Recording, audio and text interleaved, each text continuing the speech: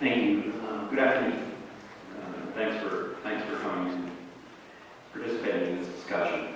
You know, I'm going to speak to you as part of the state senator, but also as a behavioral health professional who's worked in this community for over 3 decades now. Let me just look at the characteristics of what we see, particularly in the mass shootings that we see, but it's also actually more salient in the biggest misuse of firearms, which is suicide. The issues that show up almost every time in some combination are isolation. The person is isolated from other folks. There's usually an issue of depression. And one of the things that's most dangerous is when a depressed person is agitated, that they decided that their depression, which is the sense of being out of control of something, also gets the layer of agitation around it. It gets that they're sick and tired of being depressed. The fourth thing is access to a weapon. That may not necessarily be a gun, could be a knife, but more often it's a gun, which makes it more deadly, of course. There's mental health issues on top of that that have usually been long-standing. And one of the issues that isn't addressed much is substance abuse. One of the deadliest combinations is alcohol and guns together.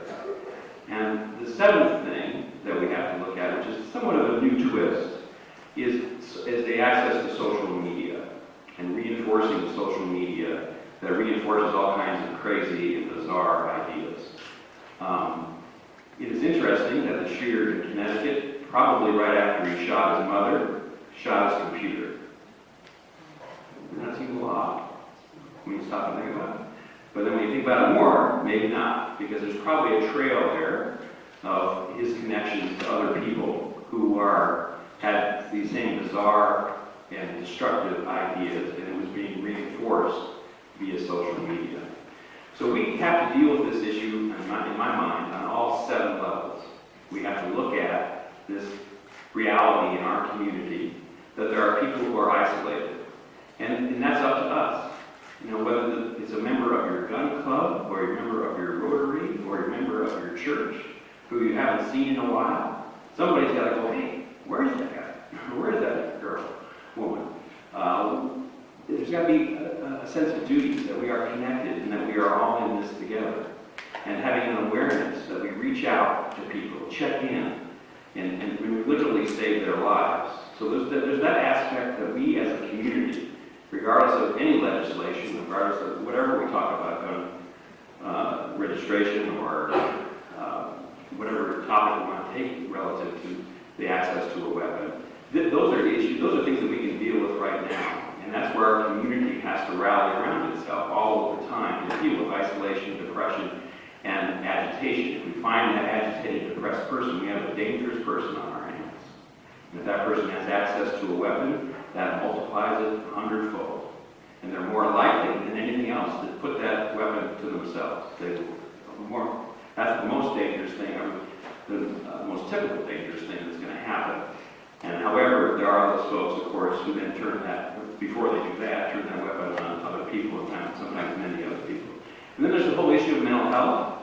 The most important thing that we can do in this state is expanding the access to Medicaid to ensure that we have as many people covered who don't fall through the cracks in the mental health system. That's a central issue. And then we have to confront this issue of substance abuse and its connection to violence. In the state of Pennsylvania, for instance, if you have a 3rd DUI, you become a prohibited possessor. You lose your access to a weapon. That makes a lot of sense to me. Same with any kind of domestic violence charge. In this county, every hour of every day, 2 people are arrested for domestic violence. Every day, 7 days a week, 365 days a year, 2 people at least are arrested for domestic violence. Those are folks that you don't want to have weapons, because there's also, more often than not, an alcohol issue related to that, as well as a mental health issue. So what I'm saying is that those 7 issues, on the social media piece, we have to get our kids to understand that when they're on social media and one of their friends gets a little nuts, gets a little out there, gets a little bizarre, starts saying things that don't make sense, that are scary, that they tell someone. And they have a duty to tell someone about that, so that we can intervene as fast as we can, because we probably are finding we probably have an agitated, depressed, and isolated person as well. So again, I think it's a global issue. There's a lot to talk about. These 7 issues, I think, are very important for us to deal with. Thank you.